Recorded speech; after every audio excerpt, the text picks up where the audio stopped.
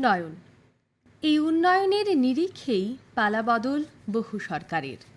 তবে এই 12 বছরের মোদী সরকারের সময়কালীন বিষয় নিয়ে আজকে দূরদর্শন সংবাদ বিভাগ আয়োজিত এই পডকাস্টে রয়েছে বিশেষ আলোচনা। আলোচনার মূল বস্তুই হচ্ছে মোদী সরকারের 12 বছর অগ্রগতির পথে ত্রিপুরা। যখনই আমরা ত্রিপুরার কথা বলি তখন অবশ্যই আমাদের নজরে আসছে উত্তর পূর্বাঞ্চল। গোটা উত্তর পূর্বাঞ্চলের সঙ্গেই কিন্তু যুক্ত ত্রিপুরা, তথা এই 12 বছরে যত স্কিম বলুন, যত উন্নয়ন, যত ইনফ্রাস্ট্রাকচার ডেভেলপমেন্ট, সবইতেই রয়েছে উত্তর পূর্বাঞ্চল সঙ্গে ত্রিপুরা। আজকে এই বিষয় নিয়ে বিশদে আলোচনা করবার জন্য আমাদের সঙ্গে স্টুডিওতে রয়েছে ত্রিপুরা বিশ্ববিদ্যালয়ের অর্থনীতি বিভাগের প্রফেসর ইন্দ্রনীল ভৌমিক। প্রথমে আপনাকে স্বাগত। নমস্কার। প্রথম যে বিষয়টা আপনার কাছে জানবো, যেমনটা আমি বললাম যে এই মোদী সরকারের 12 বছর এই সময়কালে সবার আগে যে নজরটা কাছে সেটি হচ্ছে উত্তর পূর্বাঞ্চল তথা নর্থ ইস্ট। একেবারে নর্থ ইস্টে আমরা 3টি বিষয় বারংবার শুনেছি এবং দেখছি, সেটি হচ্ছে অষ্টলক্ষ্মী, অ্যাক্ট ইস্ট পলিসি। এই বিষয়গুলো নিয়ে আপনার কাছে বিশদে জানবো।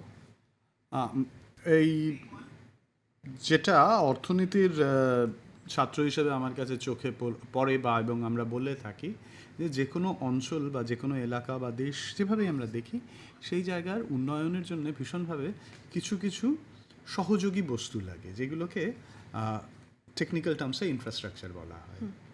আর উত্তর পূর্বাঞ্চল ভারতের সবচেয়ে পিছিয়ে থাকা অর্থনৈতিক অঞ্চল ঐতিহাসিকভাবে, এবং এই পিছিয়ে থাকার একটা অন্যতম কারণ হিসেবে বলা হতো যে আমাদের পরিকাঠামোগত দুর্বলতা আছে। তো এই ইনফ্রাস্ট্রাকচারের জন্যে ফেসিলিটেট করা বা তাকে গুরুত্ব দেওয়ার প্রচেষ্টা শুরু হয়েছে বেশ কিছুদিন ধরেই, কিন্তু অস্বীকার করার কোনো জায়গা নেই যে 2014 সালের প্রধানমন্ত্রী হিসেবে নরেন্দ্র মোদী শপথ নেওয়ার পর থেকে কিন্তু এই ইনফ্রাস্ট্রাকচারের প্রতি এই উত্তর পূর্বাঞ্চলে গুরুত্বটা অনেক গুণ বেড়ে গেছে। তার আমি শুরু করব এইভাবে যে সেটা হচ্ছে গিয়ে প্রধানমন্ত্রী এই উত্তর পূর্বাঞ্চলের আমি যখন ছাত্র ছিলাম সেই সময় আমরা সবসময় বলে থাকতাম যে 7 সিস্টার্স, কিন্তু এই উত্তর পূর্বাঞ্চলে 2002 পরবর্তীকালে সিকিমকেও জুড়ে দেওয়া হয়, এবং তখন বলা হতো 7 সিস্টার্স অ্যান্ড 1 ব্রাদার। পরবর্তীকালে 2014 থেকে শুরু হলো এই 8টা রাজ্যকে একসঙ্গে নিয়ে অষ্টলক্ষ্মী বলা, এবং সেই সঙ্গে যেটা ফোকাসে এলো, আপনার কথা শুরুর ভেতরেই বলেছেন, সেটা হচ্ছে গিয়ে একটা নতুন টার্ম অ্যাক্ট ইস্ট।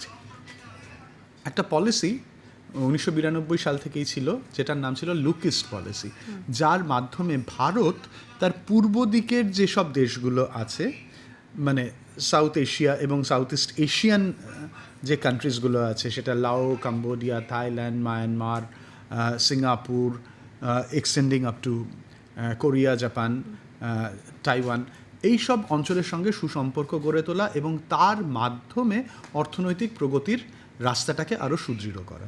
কিন্তু লুকিস্টের ভেতরে যেটা ছিল সেখানে ছিল মূলত এই যোগাযোগটা হওয়ার কথা থ্রু সি রুট, মানে আমাদের পূর্ববর্তী আমাদের দেশের যে বে অফ বেঙ্গলের যে কোস্ট লাইন, তার যে পোর্টগুলো আছে তার মাধ্যমে সি বেসড কানেক্টিভিটি।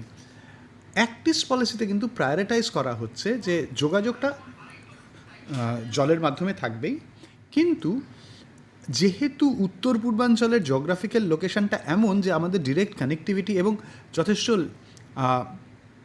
কালচারাল মেলবন্ধন আছে এই দক্ষিণ পূর্বের দেশগুলোর সঙ্গে, তো নর্থ ইস্টের রাজ্যগুলো যাতে এই অ্যাক্ট ইস্টের একটা অন্যতম মেজর প্লেয়ার হয়ে ওঠে। এই মেজর প্লেয়ার হয়ে ওঠা মানে কিন্তু এখানে অর্থনৈতিক কর্মকাণ্ডকে বাড়ানো, কিন্তু অর্থনৈতিক কর্মকাণ্ড বাড়াতে গেলে কি দরকার হচ্ছে গিয়ে পরিকাঠামো, এবং সেই কারণেই এই সরকারের একটা প্রায়োরিটির এরিয়া হিসেবে চলে আসে infrastructure development. North east as a separate ministry চলছে প্রায় 20 বছর হয়ে গেল, 20 বছরের বেশি, প্রায় 30 বছরের দিকে আমরা এগিয়ে যাচ্ছি, কিন্তু ফোকাসটা নতুন নতুন কয়েকটা স্কিমের মাধ্যমে আনা হলো। PM DevINE, prime minister's development initiative for North East, NESIDS, North East special infrastructure development, এই প্রোগ্রামগুলোর মাধ্যমে স্পেসিফিক্যালি পরিকাঠামোর ভেতরে রাস্তা, রেল, এয়ার কানেক্টিভিটি এবং ওয়াটার কানেক্টিভিটি এইগুলোকে প্রায়োরিটাইজ করা। উত্তর পূর্বাঞ্চলের আমরা জানি জমির একটা তার is not a plain land, hilly terrain, কিন্তু এই হিলি টেরেনের ভেতরেও ভীষণভাবে লক্ষ্য করেছেন আপনারা সকলেই যে রেলওয়ের এক্সপানশনটা হয়েছে এবং ভীষণভাবে সাধুবাদ প্রাপ্য। এখন ইভেন মিজোরামে রেলওয়ে এসছে, গত বছর থেকে 2025 রেলওয়ে এলো। ত্রিপুরাতে তো মিটার গজ ছিল 1964 থেকে, কিন্তু ব্রড গজের কানেক্টিভিটিটা আসে 2014 পরে। তো যেটা হয়েছে, রেলওয়ে কিন্তু আমাদের যে পিছিয়ে থাকার একটা অন্যতম ট্রান্সপোর্ট বটলনেকটা ছিল, সেটা পুরোটা না কিন্তু কিছুটা হলেও সমস্যার সমাধান করেছে। এবং এইখান থেকেই হচ্ছে গিয়ে উত্তর পূর্বাঞ্চলের যে ডেফিসিট গ্যাপগুলো আছে সেগুলোকে মিটিগেট করার লড়াই শুরু। তো সেটাই হচ্ছে কি ইনফ্রাস্ট্রাকচার এবং অ্যাক্টিস্টকে ইউজ করে নতুন নতুন প্রোডাক্ট আইডেন্টিফাই করা। এবং এই অ্যাক্টিস্টের একটা অন্যতম একটা জায়গা আমি এতে বলতে চাইছি, সেটা হচ্ছে ইন্ডিয়ার সেমিকন্ডাক্টর ইন্ডাস্ট্রি কিন্তু শুরু হচ্ছে আসামের জাগি রোডে। তার জন্যে ইনভেস্টমেন্ট হয়েছে এবং ফ্যাক্টরির প্রোডাকশনের চেষ্টা চলছে। তো এই জায়গাটা কিন্তু ভীষণ দরকার। কারণ কি, উত্তর পূর্বাঞ্চলের আমরা অ্যাক্টিস্ট বলি, উত্তর পূর্বাঞ্চলের উন্নতির জন্যে আমাদের মেনল্যান্ডে যেতে গেলে বাংলাদেশ মাঝখানে থাকছে, যোগাযোগ সেই চিকেন স্নেক দিয়ে। অর্থাৎ আমাদের প্রায়োরিটাইজ করতে হবে সেই রকম আইটেম যেইগুলোর ভ্যালু বেশি কিন্তু ভলিউম কম। সেমিকন্ডাক্টর সেরকম একটা প্রোডাক্ট যে দামি কিন্তু তার ওজন কম, যে ওই ধরনের প্রোডাক্টের ট্রান্সপোর্টেশন খরচটা পার ইউনিট অনেক কমে যায়। তো সেই প্রোডাক্টগুলোকেও প্রায়োরিটাইজ করা হচ্ছে। একেবারে, যেহেতু ইনফ্রাস্ট্রাকচারের বিষয়টা নিয়ে আমরা কথা বলছি, তো ইনফ্রাস্ট্রাকচার ডেভেলপমেন্টের সাথে সাথে কিন্তু আমরা ট্যুরিজমটাকেও কিন্তু আমরা যা দেখতে পাচ্ছি যে ডেভেলপমেন্ট অনেকটাই বৃদ্ধি পাচ্ছে। ট্যুরিজম, এবং এইখানে আমাকে একটা আবার রেফারেন্স আনতে হয় এই বছরের বাজেটের কথা। সেখানে বলা হয়েছে যে ইন্টিগ্রেটেড ট্যুরিজম সার্কিটের ডেভেলপ করার কথা এবং ট্যুরিজমকে প্রায়োরিটাইজ করা হচ্ছে। কারণ ট্যুরিজম এমন একটা সেক্টর যার মাধ্যমে সেটা হয়তো কোনো ডিরেক্ট প্রোডাক্ট তৈরি করছে না, কিন্তু তার লিঙ্কেজ বিভিন্ন ক্ষেত্রে ছড়িয়ে আছে। ট্যুরিজমের মাধ্যমে কি হচ্ছে, hotel industry, food industry, travel industry, hospitality sector, অনেকগুলো মাল্টিপল লিঙ্কেজ জড়িয়ে থাকছে এবং তার মাধ্যমে অনেক লোকের কর্মসংস্থানের সুযোগ হয়। এই ট্যুরিজম উত্তর পূর্বাঞ্চলের স্পেশালিটি তো ডেফিনেটলি আমাদের প্রকৃতির আমরা স্নেহধন্যা সবগুলো রাজ্য, কিন্তু সেইখানেও ইনফ্রাস্ট্রাকচারের ইস্যু ছিল যে ট্যুরিস্ট এসে থাকবে কোথায়। গত 10-12 বছরে উত্তর পূর্বাঞ্চলে কিন্তু অনেকগুলো 5-স্টার হোটেল ডেভেলপ করেছে, যেরকম আবার পাশাপাশি ভীষণভাবে ডেভেলপ করেছে প্রত্যন্ত অঞ্চলে হোমস্টে, ইভেন আমাদের রাজ্যেও। যার জন্যে কি হচ্ছে যে ট্যুরিস্ট যখন আসছে সে কিন্তু তার থাকার জায়গাটা অনেকটা অ্যাড্রেস করা যাচ্ছে, এবং সেই যদি গিয়ে প্রত্যন্ত অঞ্চলে থাকে সে কোনো গাড়ি নিয়ে যাচ্ছে, কার গাড়ি? সেই লোকাল মানুষেরই গাড়ি। খাচ্ছে কোথায়? Local food. এবার উত্তর পূর্বাঞ্চলের ট্যুরিজম কী হতে পারে? Obviously nature based eco tourism, কিন্তু তার সঙ্গেও যেটা থাকছে সেটা হচ্ছে কি আমাদের বেশ কিছু সার্কিট আছে। এই বছরের বাজেটে, আবারও আমি বলবো, এই বছরের বাজেটে কিন্তু রেফার করা হয়েছে, যেটার জন্য আমি এটা আমার আনন্দের জায়গা, কারণ বহু বছর ধরে এইটা আমরা লিখে এসেছি অনেক জায়গাতেই। সেটা হচ্ছে উত্তর পূর্বাঞ্চলের বুদ্ধিস্ট সার্কিটটাকে ডেভেলপ করার জন্য এবছরের বাজেটে কিন্তু এটা আইডেন্টিফাইড। তো এই যে লিঙ্কেজগুলো, রিলিজিয়াস ট্যুরিজম, উত্তর পূর্বাঞ্চলে 3টে শক্তিপীঠ রয়েছে। আমাদের রাজ্যের মাতা ত্রিপুরেশ্বরী মন্দির, আসামের কামাখ্যা মন্দির এবং মেঘালয়ের ইস্ট জয়ন্তিয়া হিলসের মন্দির। কানেক্টিভিটি করে কিন্তু সেখানে ট্যুরিস্ট সার্কিট ডেভেলপ করা যায়। অ্যাডভেঞ্চার ট্যুরিজম ভীষণভাবে আছে। আমাদের ফরেস্টস, তো ট্যুরিজমের ভীষণভাবে প্রসপেক্ট, এবং সেটা কিন্তু আমরা ইভেন আমাদের রাজ্যেও যেটা লক্ষ্য করা গেছে সেটা হচ্ছে গিয়ে গত 7-8 বছরের ভেতরে কিন্তু হোটেলের সংখ্যা বেড়েছে, হোটেলের সংখ্যা বাড়ার সঙ্গে সঙ্গে রুমের সংখ্যা বেড়েছে, তার ফলে বেশি লোক এসে থাকতে পারছে।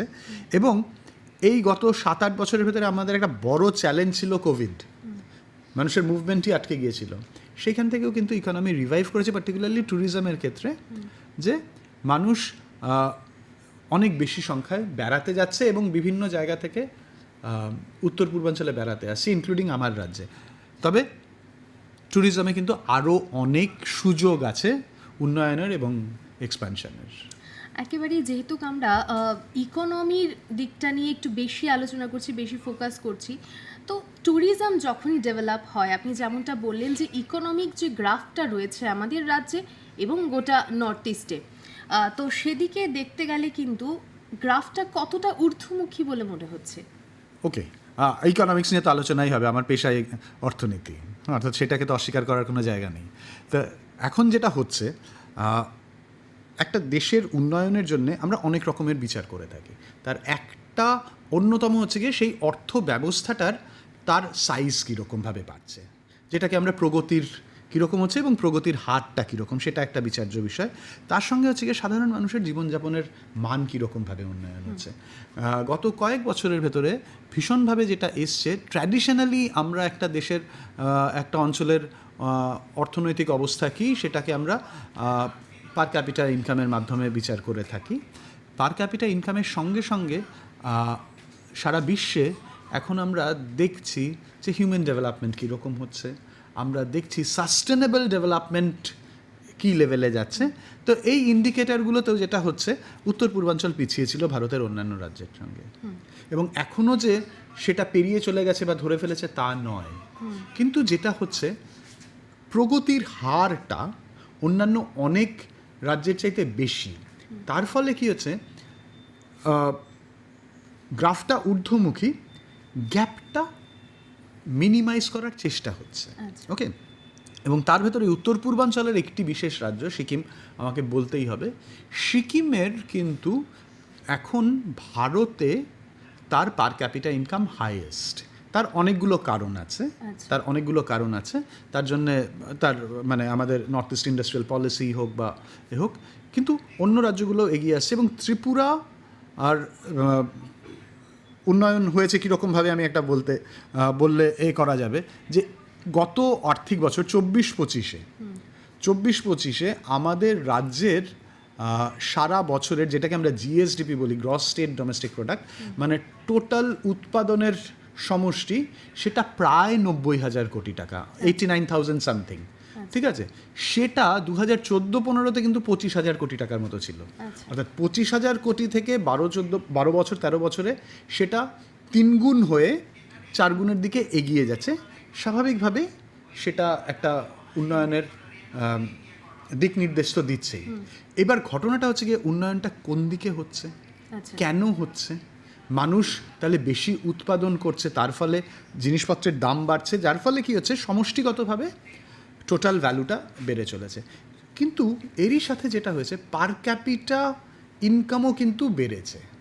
ওকে, পার ক্যাপিটা জিএসডিপি যেটা 2014-15-তে 70,000-এর আশেপাশে ছিল, কারেন্ট প্রাইসে, আচ্ছা হিসেবের, অর্থনীতির অনেকগুলো হিসেব থাকে, কারেন্ট প্রাইসে সেটা কিন্তু ত্রিপুরার ক্ষেত্রে 2 লাখ টাকা ছাড়িয়ে গেছে। কারেন্ট প্রাইসে, কনস্ট্যান্ট প্রাইসে এনএসডিপির পার ক্যাপিটা অনেক কম, কিন্তু কারেন্ট প্রাইসে মানে আমাদের দৈনন্দিন যে হিসেবটা আমরা রাখি তাতে 2 লাখ টাকা পার ক্যাপিটা ছাড়িয়ে দিয়েছে। এবং ত্রিপুরা উত্তর পূর্বাঞ্চলের রাজ্যগুলোর ভিতর 4র্থ স্থানে আছে।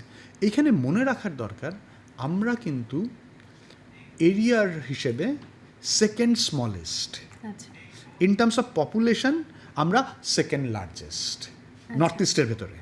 আর ইকোনমিতেও আসাম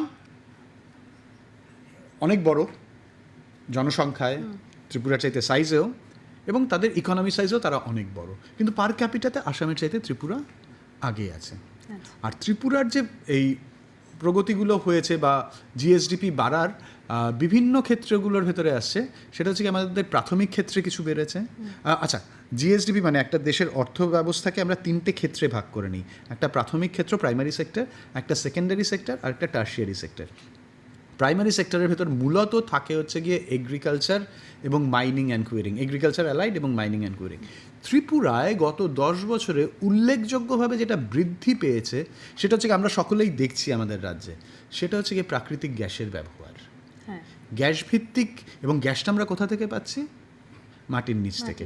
অর্থাৎ এই মাইনিং সেক্টরটাতে কিন্তু এই রিসোর্স ইউটিলাইজেশনটা অনেক বাড়ার ফলে গত 10 বছরের ভেতরে ত্রিপুরাতে এই প্রাথমিক সেক্টরের ভ্যালুয়েশন অনেকটা বেড়ে গেছে। আচ্ছা। ওকে, কিন্তু যেই জায়গাটাতে স্বভাবত এই অর্থনীতির ছাত্র আমি, আমার কাছে যেটা আমি চাইবো যে বৃদ্ধির হারটা যাতে ম্যানুফ্যাকচারিং বা ইন্ডাস্ট্রিতে বেশি হয়। বৃদ্ধি হচ্ছে, কিন্তু সে তার হারটাকে কিন্তু আরও কতটা বাড়ানো যায়, কিভাবে বাড়ানো যায়, সেটাই আমাদের লক্ষ্যমাত্রার দিকে থাকা উচিত।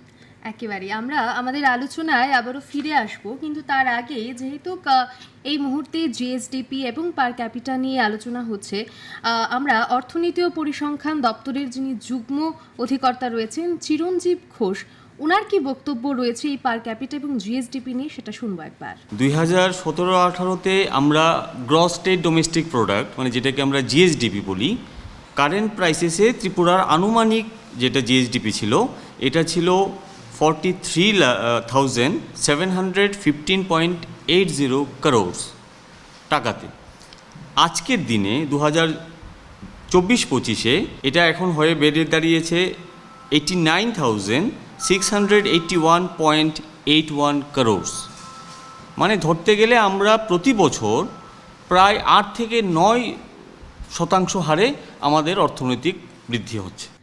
আমরা আবারও ফিরে এলাম আমাদের আলোচনায়, এবং যিনি অর্থনীতি ও পরিসংখ্যান দপ্তরের যিনি যুগ্ম অধিকর্তা রয়েছে চিরঞ্জীব ঘোষ, ওনার কি বক্তব্য এই গোটা বিষয় নিয়ে, জিএসডিপি এবং পার ক্যাপিটা নিয়ে, সেটা আমরা শুনলাম। আমরা পুনরায় আমাদের আলোচনায় ফিরে আসব। এবারে যে বিষয়টা একেবারে গুরুত্বপূর্ণ এই বর্তমান সময়ে এবং বিগত কিছু বছরে যেটা উল্লেখযোগ্য, সেটা হচ্ছে ইউপিআই ট্রানজ্যাকশন। একেবারে ক্যাশলেস ইন্ডিয়া যেটাকে বলা হচ্ছে, সেটা কিন্তু দৃশ্যমান। সেটা নিয়ে কি বলবেন? একদম, দেখুন এই ইউপিআই এর ট্রানজ্যাকশন আমার মনে হয় আজকে আমরা যেই লেভেলে, হয়তো আমরা প্রত্যেকেই আজকে কিছু না কিছু ট্রানজ্যাকশন করেছি ইউপিআই এর মাধ্যমে, কিন্তু 2014 কিন্তু অ্যাটলিস্ট আমি তো স্বপ্নে দেখিনি। আমি স্বপ্নে দেখিনি ইউপিআই এর ট্রানজ্যাকশন ভারতে বাড়ার একটা অন্যতম কারণ হচ্ছে গিয়ে ডিভ্যালুয়েশনের আর ডিমনিটাইজেশন আমার আজকের আলোচনার বিষয় না, কিন্তু ঘটনা হচ্ছে গিয়ে ডিমনিটাইজেশনের পরবর্তী সময়ে ইউপিআই এর ট্রানজ্যাকশন কিন্তু ভীষণভাবে বেড়ে গেছে আমাদের দেশে, এবং এই যার ফলে যেটা হয়েছে সেটা হচ্ছে গিয়ে এই ফিনান্সিয়াল ইনক্লুশন এর মাধ্যমে ফিনান্সিয়াল সেক্টরের সঙ্গে সাধারণ মানুষের যোগসূত্র, টেকনোলজির ওপর নির্ভরশীলতা, সেই জায়গাগুলো ভীষণ বেড়ে গেছে, এবং ট্রানজ্যাকশনটা অনেক সহজ হয়ে গেছে, অনেক চিপ হয়ে গেছে, অনেক ঝামেলা থেকে মুক্তি পাওয়া গেছে, এবং এর মাধ্যমে যুব শক্তি যারা, তাদের কিন্তু নতুন নতুন এভিনিউ বেরিয়ে এসছে, রাইট। এবং আমার কাছে যদি কেউ প্রশ্ন করে, একদম নির্দ্বিধায় আমাকে যদি কেউ কখনো প্রশ্ন করে যে গত 12 বছরের ভেতরে ইন্ডিয়ার সবচেয়ে বড় ইকোনমিক অ্যাচিভমেন্ট কি, আমি কিন্তু নির্দ্বিধায় ইউপিআই এর ওপর আমাদের সাকসেসটাকে 1 নম্বরে রাখবো, ঠিক আছে। এবং সারা বিশ্বের ভেতরে আমাদের যেরকমভাবে ইউপিআই এর ইউজেজ, হ্যাঁ, এটার একটা বড় জিনিস হচ্ছে গিয়ে আমাদের দেশের বেশিরভাগ মানুষ এখন এই ইউপিআই ট্রানজ্যাকশনের জন্য তারা স্মার্ট ফোন বা তার টেকনোলজির ইউজটা করতে পারছে, যেটাও কিন্তু একটা বড় উপলব্ধি, রাইট। এক্স্যাক্ট ফিগার আমার মনে নেই, মানে খাতা খুলে দেখতে হবে, কিন্তু ঘটনা হচ্ছে কি ত্রিপুরাতেও দেখা যাবে যে ফিনান্সিয়াল সার্ভিসের ভ্যালুয়েশন গত 10 বছরে অনেক গুণ বৃদ্ধি পেয়েছে, রাইট। অনেক ধরনের নতুন নতুন ব্যবসা এসে গেছে ঘরে বসে, যেগুলো কিন্তু এই ইউপিআই এর মাধ্যমেই সহজ হয়ে গেছে। যেমন একটা খুব সহজ জিনিস, সেটা হচ্ছে গিয়ে গত 10 বছরের ভেতরে, এবং পার্টিকুলারলি 10 বছর না, গত 7-8 বছরের কোভিডের পরবর্তীকালে আমাদের সবার কিন্তু মানে নগরাঞ্চলে একটা জিনিসের ভীষণভাবে আমরা নির্ভরশীল হয়ে পড়েছি, সেটা হচ্ছে গিয়ে স্মার্টফোনটা নিয়ে খাবার অর্ডার করা। আর আমাদের মতো রাজ্যের বা আমাদের মতো শহরের বাইরে দেশে এখন শুধু বাজার করাটাও স্মার্টফোনের মাধ্যমে হচ্ছে, তো এই ট্রানজ্যাকশনটার বেশিরভাগটাই ইউপিআইয়ের মাধ্যমে হচ্ছে। নতুন একটা দিক খুলে গেছে এর মাধ্যমে। ইউপিআই এর দৌলতে কিন্তু বেশ কিছু একটা গিগ ইকোনমি ডেভেলপ করেছে, রাইট? এটা কিন্তু একটা নতুন সেক্টর আমাদের দেশের জন্য, একেবারেই। এবং হয়তো আমাদের ভবিষ্যতে সেইগুলোর ব্যবহারটা আরও বাড়তে পারে। ইউজ অফ টেকনোলজির কথা যদি আমরা বলি, সেই জায়গায় দাঁড়িয়ে নতুন ভারত বা আত্মনির্ভর ভারত, সেই জায়গায় এআই যে বিষয়টা রয়েছে সেটা কতটা মাহাত্ম্য রাখছে বা কতটা ইম্পর্ট্যান্ট বর্তমান সময়ে বলে মনে করছেন? অনেস্টলি আমি বলবো, আমি এআই সম্পর্কে খুব বেশি জানি না, টেকনোলজির জায়গা। তবে হ্যাঁ, এআই সম্পর্কে যেটা আমি আবার আমার সাবজেক্টের জায়গা থেকে দেখব, সেটা হচ্ছে গিয়ে এআই এর কিন্তু দুটো দিক আছে, ঠিক আছে? একদিকে হচ্ছে গিয়ে এআই আমাদের ভীষণভাবে প্রোডাক্টিভিটি বাড়িয়ে দিতে পারে, আবার এআই কিন্তু অনেক ক্ষেত্রে হিউম্যানদের রিপ্লেস করতে পারে। আচ্ছা, হ্যাঁ, হিউম্যান লেবার যদি রিপ্লেস করে সেটা কিন্তু ভীষণভাবে চ্যালেঞ্জিং এমপ্লয়মেন্টের জায়গা থেকে। কিন্তু আবার ওইদিকে যদি প্রোডাক্টিভিটি বাড়িয়ে দেয়, তাহলে কস্ট অফ প্রোডাকশন পড়ে গেলে জিনিসপত্রের উৎপাদনের খরচ কমে যাবে। এখন আমার মনে হয় ইট ইজ টু আর্লি যে এআই এর প্লাস মাইনাসটাকে অ্যাসেস করার জন্য।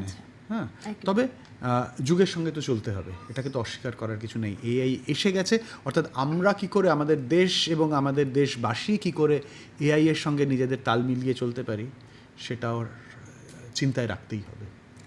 ইকোনমিক ডেভেলপমেন্টের কথা যখন আমরা বলি, তখন বিশেষ করে আমাদের রাজ্যের দিকে বা গোটা ভারতবর্ষে যদি আমরা নজর রাখি, বিশেষ করে নজরটা যাচ্ছে এগ্রিকালচারের, 100 বার কৃষি ক্ষেত্রে 100 বার। এবং সেদিকে আমরা জানি এমএসপি একটা খুব বড় ভূমিকা পালন করছে, যেটা নাকি মিনিমাম সাপোর্ট প্রাইস যেটা রয়েছে, সেই বিষয়টা একটু একেবারেই স্বল্প আকারে হলেও নিশ্চয়ই জানতে চাইব।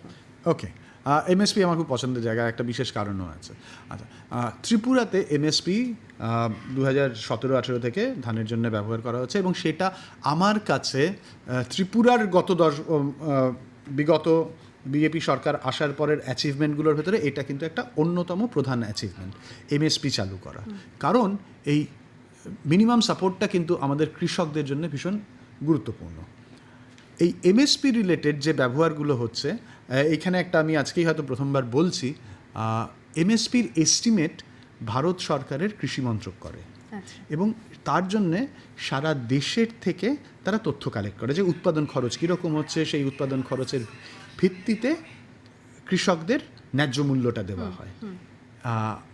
বেশ আনন্দের খবর, এটাও একটা অ্যাচিভমেন্ট ত্রিপুরা রাজ্যের জন্য। আমি বলবো যে আশা করছি এই ফিনান্সিয়াল ইয়ার থেকে ত্রিপুরা ভারতের 21তম রাজ্য হবে যেখান থেকে এই এমএসপি ক্যালকুলেট করার জন্য ডেটা কালেকশন শুরু হবে। ওকে, এবং আমার বিশ্ববিদ্যালয়ের সঙ্গে কৃষি মন্ত্রকের এই বিষয়ে প্রাথমিক কথা না, মানে আমরা অনেকটাই এগিয়ে গেছি। কালকেও সেই নিয়ে অনেক আলোচনা হয়েছে, এবং সেটা হয়তো আমরা চেষ্টা করছি কতটা তাড়াতাড়ি শুরু করা যায় এই বিষয়ে, যে ত্রিপুরার কৃষকদের তারা কি দাম পাবেন সেটা ত্রিপুরার কৃষকদের কাছ থেকেই তাদের উৎপাদন খরচের এস্টিমেট করে সেটাকে ডিটারমিন করার।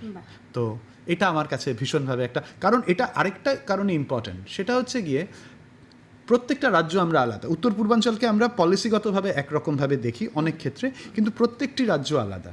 জেনারেলি ত্রিপুরা বা অন্যান্য ছোট রাজ্যগুলোর ক্ষেত্রে আমরা আসামের এস্টিমেটটাকেই বেস করে চলি।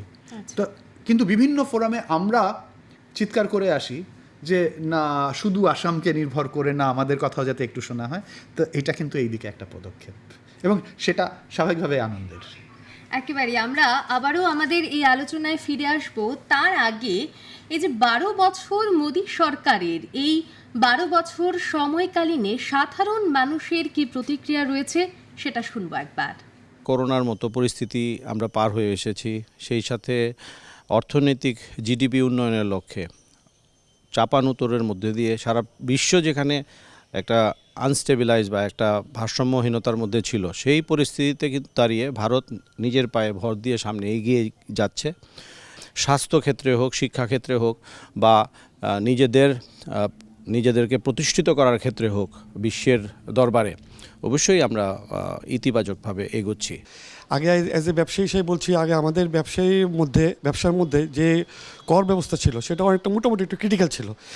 এই সরকার, কেন্দ্রীয় সরকার যে স্থাপিত হওয়ার পর থেকে আমাদের জিএসটি লাগু করে দিয়েছেন উনি। জিএসটি লাগু হওয়ার পর অনেকটা সরলীকরণ হয়েছে। যদিও আগে ছিল 4টে জিএসটিতে 4টি স্ল্যাব ছিল, এখন বর্তমানে উনি আরও সরলীকরণ করে দিয়েছেন, 2টি স্ল্যাবে দিয়ে দিয়েছেন। এতে আমাদের সবচেয়ে বেশি লাভ হয়েছে আমাদের আপনার খাদ্যবস্তু হোক বা যে কোনো পণ্য হোক ও সামগ্রী আমাদের অনেক কম খরচায় পড়ছে। আমরা কোভিডের চলাকালীন 2020-21 কোভিড চলাকালীন সময়েও আমাদের যখন 21 জিডিপি রেট ছিল 9% এবং 2024-25 তা ছিল 6%। বর্তমান 25-26 আমরা জিডিপি ধরুন 6.5 থেকে 6.6-এর মধ্যে থাকবে। যতগুলি উন্নতশীল দেশ অর্থনৈতিকভাবে, তার মধ্যে মোদিজি যখন দায়িত্ব গ্রহণ করেছেন ভারতবর্ষের, আজকে ভারতবর্ষ 4র্থ স্থানে দাঁড়িয়ে রয়েছে অর্থনৈতিকভাবে। বিগত 12 বছরের মধ্যে আমাদের ত্রিপুরার ক্ষেত্রে যেটা ব্যবসায়ীদের জন্য যেটা কেন্দ্রীয় সরকার যে বড় পদক্ষেপ নিয়েছে, যেটা আমাদের রেল পরিষেবা, যেটা বিগত দিনে ছিল না, নরেন্দ্র মোদীর নেতৃত্বাধীন কেন্দ্রীয় সরকারের এই সময়ে আমরা রেল পরিষেবা আমরা খুব ভালো হতে মারাত্মক উপকার পাচ্ছি ব্যবসায়ীরা। পাশাপাশি বিগত দিনে একটা সমস্যা ছিল যেটা সড়ক পরিবহন ব্যবস্থা। দেখা যেত বর্ষা ক্ষেত্রে প্রায় সময় সড়কের ব্যবস্থাটা মানে ত্রুটিপূর্ণ থাকতো না। এটা তো মোদী সরকার আসার পর দেখলাম আমরা যে রাস্তাঘাটের যে ব্যাপারটা আছে, খুব কম সময় যদি বদ্ধ থাকে সেটা উন্নতি হয়ে যাচ্ছে। পাশাপাশি মোদী সরকার বিগত দিনে ব্যবসায়ীদের স্বার্থে সমস্ত ভারতবর্ষব্যাপী উনি জিএসটি যে সরলীকরণ করেছেন, তাতে ব্যবসায়ীরা অনেক উপকৃত। আবারও ফিরে এলাম আমাদের আলোচনায়। আমাদের সঙ্গে অবশ্যই রয়েছেন ত্রিপুরা বিশ্ববিদ্যালয়ের অর্থনীতি বিভাগের প্রফেসর ইন্দ্রনীল ভৌমিক। আমরা আবারও ওনার কাছে যাব এবং এবারে যে বিষয়টা জানবো, প্রথমেই আপনার কাছে জানবো যে ন্যাশনাল এডুকেশন পলিসি যেটা রয়েছে 2020, সেই এডুকেশন পলিসি নিয়ে জানবো আপনার কাছে। এনইপি 2020 কিন্তু চালু হয়েছে, তার অনেকগুলো ফেজ আছে, স্কুল লেভেলের আছে, হায়ার এডুকেশনের আছে। আর আমি যেহেতু হায়ার এডুকেশনের সঙ্গে জড়িত, আমার কাছে এটা ভীষণভাবে ইম্পর্ট্যান্ট। ত্রিপুরা রাজ্যেও কিন্তু আমরা এনইপি চালু করেছি 2023 সাল থেকে। 3 বছর হতে চললো, এই বছর 4th ইয়ারে আমরা ঢুকবো। এনইপি 2020 কিন্তু আমাদের অর্থনীতির সঙ্গে ভীষণভাবে ইম্পর্ট্যান্ট এই কারণে আমাদের জনসংখ্যার সবচেয়ে বড় অংশটা হচ্ছে গিয়ে যুবক যুবতীরা, এবং আমাদের দেশের সবচেয়ে বড় চ্যালেঞ্জগুলোর ভেতরেও সেটা হচ্ছে গিয়ে এমপ্লয়মেন্ট। এবং অনেক ক্ষেত্রে আমরা যেটা দেখি সেটা হচ্ছে গিয়ে আনএমপ্লয়মেন্টের যে চ্যালেঞ্জটাকে অনেকে তাত্ত্বিকভাবে বলে থাকেন যে unemployment is a problem because many are unemployable. তার কারণটা কি, যে সেটা হচ্ছে গিয়ে তাদের কাছে ডিগ্রি আছে কিন্তু তাদের সেই ডিগ্রিটাকে প্রয়োগ করার অনেক ক্ষেত্রে ক্ষমতা থাকছে না। তো এনইপি 2020-র ভিশন কিন্তু ছেলে মেয়েদের কী করে তাদের স্কিল ডেভেলপ করে তাদের এমপ্লয়েবল করা যায়, এবং সেই জন্যে কিছু মেজর পরিবর্তনও হয়েছে। একটা মেজর পরিবর্তন যেটা এসছে এবং আমাদেরও হচ্ছে, সেটা হচ্ছে গিয়ে জেনারেল ডিগ্রি কোর্সের ভেতরে 3 ইয়ার্সের জায়গায় 4 ইয়ার্স জেনারেল ডিগ্রি প্রোগ্রাম বলা হচ্ছে। এই 4 ইয়ার্স ডিগ্রি প্রোগ্রামের ভেতরে কিন্তু সবাই 4 ইয়ার্সে যাবে না। 4 ইয়ার্সের যেতে গেলে তার জন্যে তাকে আগের পার্টগুলোকে ক্লিয়ার করতে হচ্ছে, এবং সে প্রত্যেকটা পার্ট যে ক্লিয়ার করছে তার জন্য ফার্স্ট ইয়ার যদি সে কমপ্লিট করে সে সার্টিফিকেট পাচ্ছে, সেকেন্ড ইয়ারের পরে ডিপ্লোমা, থার্ড ইয়ারের পরে সে গ্র্যাজুয়েট হয়ে যাচ্ছে, আর 4th ইয়ারের পরে গিয়ে সে অনার্স পাচ্ছে। আর এই 4th ইয়ারে গিয়ে দুটো পার্ট, একটা হচ্ছে গিয়ে অনার্স আর একটা হচ্ছে গিয়ে অনার্স উইথ রিসার্চ। এই অনার্স উইথ রিসার্চটা কিন্তু ভীষণভাবেই ফোকাস করবে যারা গবেষণার দিকে চলে যাবে, কারণ একটা দেশের উন্নয়নের জন্যে, তার আর্থিক প্রগতির জন্যে তার কন্টিনিউয়াস রিসার্চ অ্যান্ড ডেভেলপমেন্ট কম্পোনেন্টটা দরকার। এই জায়গাটাতেও কিন্তু আমরা, আমাদের দেশ সারা বিশ্বের বেশ কিছু দেশের চাইতে আমরা পিছিয়ে আছি, এবং যত তাড়াতাড়ি আমরা আমাদের যুবদের এই রিসার্চ ওরিয়েন্টেশনের দিকে ফেলতে পারবো, out of the box thinking, critical thoughts, এই জায়গাগুলোকে ডেভেলপ করাতে পারবো, তত কিন্তু তাদের স্বার্থে সেটা জরুরি, এবং তার সঙ্গে আমাদের দেশের স্বার্থে, দেশ এবং রাজ্যের সঙ্গে স্বার্থেও সেটা জরুরি। আচ্ছা। কিন্তু হ্যাঁ, এইটাকে ইমপ্লিমেন্ট করারও কিছু সেই আবার ইনফ্রাস্ট্রাকচারাল চ্যালেঞ্জ আছে। আচ্ছা। সেই চ্যালেঞ্জগুলোর জন্যে কতটা কিভাবে আমরা সেটাকে মিটিগেট করতে পারি, সেটাও কিন্তু আমাদের চেষ্টার ভেতরে থাকছে। আচ্ছা, আজকের আলোচনার একেবারে শেষ পর্যায়ে আমরা চলে এসেছি। শেষ প্রশ্নটা যেটা আপনার কাছে জানতে চাইবো, এতক্ষণ যে বিষয়টা নিয়ে আমরা আলোচনা করলাম সেদিকে কিন্তু আমরা বিভিন্ন ডেভেলপমেন্টাল ওয়ার্ক, ইকোনমিক গ্রোথ নিয়ে আলোচনা করলাম, তবে যে বিষয়টা একেবারে গুরুত্বপূর্ণ সেটা হচ্ছে কী কী চ্যালেঞ্জেস ফেস করতে হচ্ছে এবং আগামীতে কী কী প্রসপেক্টাস রয়েছে। ডেফিনেটলি কথাটা যখন আসছে, আমরা ইকোনমিক গ্রোথ বা ডেভেলপমেন্টের কথা বলি, সেটা একটা ডায়নামিক প্রসেস। এই ডায়নামিক প্রসেসটা কন্টিনিউ করার জন্যে সরকারের তরফ থেকে 1991-এর ইকোনমিক রিফর্মসের পর থেকে সরকার যেই দিকে চলে গেছে, সেটা হচ্ছে কি গভর্নমেন্ট কিন্তু নিজে ইকোনমিক অ্যাক্টিভিটিটা কমিয়ে দিয়ে সে ফেসিলিটেট করছে এবং ফোকাস করছে গভর্নেন্সের জন্য। এই গভর্নেন্সকে, প্রসপেক্টটাকে বাড়ানোর জন্যে ইভেন আমাদের রাজ্যেও কিন্তু অনেকগুলো নতুন পলিসি অ্যাডপ্ট করা হয়েছে, এবং এই পলিসিগুলোর ভেতরে সবচেয়ে ইম্পর্ট্যান্ট যেটা আমার কাছে, সেটা হচ্ছে গিয়ে Tripura investment and industrial promotion scheme, যেটা ডেভেলপ করা হয়েছে, যার মাধ্যমে নতুন নতুন সেক্টর ডেভেলপ করার জন্যে তাদের সাবসিডি, তাদের ট্যাক্স বেনিফিট, তাদের ইনফ্রাস্ট্রাকচার সাপোর্ট, সেগুলোকে প্রোভাইড করা হচ্ছে।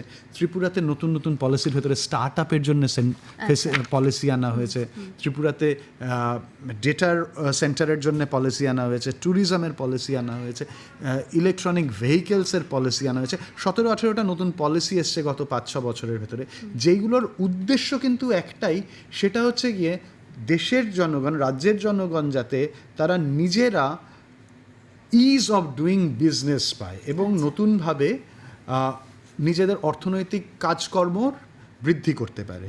কিন্তু সেটা করতে গেলে তো শুধু মানে আমি পলিসি করে দিলাম তার না, তার সঙ্গে যেটা লিঙ্কেজ দরকার সেটা হচ্ছে গিয়ে, কাজ করতে গেলে দরকার হচ্ছে গিয়ে ফান্ড, এই ফান্ডের অ্যাভেলেবিলিটি। ক্রেডিট লিঙ্কেজের জায়গা থেকে কিন্তু উত্তর পূর্বাঞ্চল এবং আমাদের রাজ্য এখনও আমরা কিন্তু অনেকটা পিছিয়ে আছি। অনেক ক্ষেত্রেই আমাদের credit facility two new এন্টারপ্রেনিয়ার্স challenge হয়ে যায়। আমাদের ক্ষেত্রে যদিও ত্রিপুরা লজিস্টিক্স পলিসি এসছে, লজিস্টিক্সের কিছু চ্যালেঞ্জ এখনও আছে। তার সঙ্গে যেটা এসে যাচ্ছে চ্যালেঞ্জ, পার্টিকুলারলি উত্তর পূর্বাঞ্চলের এবং ত্রিপুরার ক্ষেত্রে, যদিও সেটাকে আমি ভীষণ শর্ট টার্ম হিসেবেই বলবো, সেটা হচ্ছে কি কিছু কিছু ফ্যাক্টর থাকে যেগুলো আমাদের কন্ট্রোলের বাইরে, ইন্টারন্যাশনাল অ্যাফেয়ার্স, সেইগুলোর জন্যও কিন্তু শর্ট টার্ম ধাক্কা দেয়। সেটা হচ্ছে গিয়ে ইকোনমিক প্রসেসটাকে। যেমন আমি একটা ছোট্ট এক্সাম্পল বলি, সেটা হচ্ছে গিয়ে অনেকেই লক্ষ্য করেছেন যে ত্রিপুরার, আমরা একদম বাংলাদেশের সঙ্গে লেগে আছি এবং ত্রিপুরার সঙ্গে বাংলাদেশের বাণিজ্য এবং অনেক দ্রব্য আদি আসা যাওয়া করতো, সেটা কিন্তু বাংলাদেশের উদ্ভূত পরিস্থিতি 2024-এর পর থেকে সেটা এফেক্টেড হয়েছে। সেই এফেক্টটা কিন্তু ত্রিপুরার ইকোনমির ওপরে এসছে, রাইট? এখন বাংলাদেশেও গণতান্ত্রিক সরকার ফিরে এসছে এবং তাতে ওই আশায় বাঁচে চাষার মতো করে আমরাও আশা করব যে পরিস্থিতি আর ইউ টার্ন করে আবার ইমপ্রুভমেন্টের দিকে যাবে। এই জায়গাটাতেই হচ্ছে গিয়ে চ্যালেঞ্জটা। এই চ্যালেঞ্জটাকে কী করে আমাদের বাংলাদেশের থ্রুতে যদি এক্সেসটা পাওয়া যায়, তাহলে কিন্তু ত্রিপুরার ইকোনমির প্রসপেক্ট অনেক অনেক খুলে গেল। নতুন প্রোডাক্টস, ফুড প্রসেসিং, ফ্রুট দুটো প্রসেসিং, ঠিক আছে। আমরা রাবারের জন্য তো অনেক কথা আছে, রাবারের ক্ষেত্রেও একটা বড় ডেভেলপমেন্ট গত 10 বছরের ভেতরে হয়েছে, গত 7 বছরের ধরে চলছে। সেটা হচ্ছে একটা নতুন স্কিম কল্ড ইনরোড, INROAD, যেটা হচ্ছে গিয়ে যার মাধ্যমে ত্রিপুরা এবং উত্তর পূর্বাঞ্চলে নতুন করে 2 লাখ হেক্টর রাবার বাগানের প্রসার করা হচ্ছে এবং এই প্রসারের জন্য সাপোর্টটা করছে রাবারের যারা সবচেয়ে বড় ক্রেতা, টায়ার ম্যানুফ্যাকচারিং ইন্ডাস্ট্রি। তো এইটা কিন্তু একটা আমাদের দেশে, আমরা ত্রিপুরার ক্ষেত্রে আমরা রাবারের কথা অনেকেই জানি, কিন্তু দেখবেন রাবারের আমরা শিট করে ফাইনাল প্রোডাক্টটা তৈরি হয় না। এই জায়গাটাই যদি বাংলাদেশের সঙ্গে আমাদের সম্পর্কটা বা মায়ানমারের সঙ্গে সম্পর্কটা ভালো থাকে এবং ওইখানের পরিস্থিতিগুলো ইমপ্রুভড হয়, স্বভাবতই এই ক্ষেত্রগুলো ওই অ্যাক্টিস্টের সঙ্গে জুড়ে যাচ্ছে, ইনফ্রাস্ট্রাকচারের সঙ্গে জুড়ে যাচ্ছে এবং আমাদের প্রগতির পথটা আরও সুদৃঢ় হয়ে উঠতে পারে। একেবারে আমরা আজকের এই আলোচনার একেবারে শেষ পর্যায়ে চলে এসেছি। মোদী সরকারের 12 বছর অগ্রগতির পথে ত্রিপুরা, এই বিশদ আলোচনায় আমাদের সঙ্গে এতক্ষণ ছিলেন ত্রিপুরা বিশ্ববিদ্যালয়ের অর্থনীতি বিভাগের প্রফেসর ইন্দ্রনীল ভৌমিক। দূরদর্শন সংবাদ বিভাগ আয়োজিত এই পডকাস্টে এতক্ষণ আমি ইন্দ্রাণী ছিলাম আপনাদের সঙ্গে। আবারও দেখা হবে অন্য কোনো বিষয়ে, অন্য কোনো আলোচনায়। ততক্ষণ সবাই ভালো থাকবেন, সুস্থ থাকবেন। নমস্কার।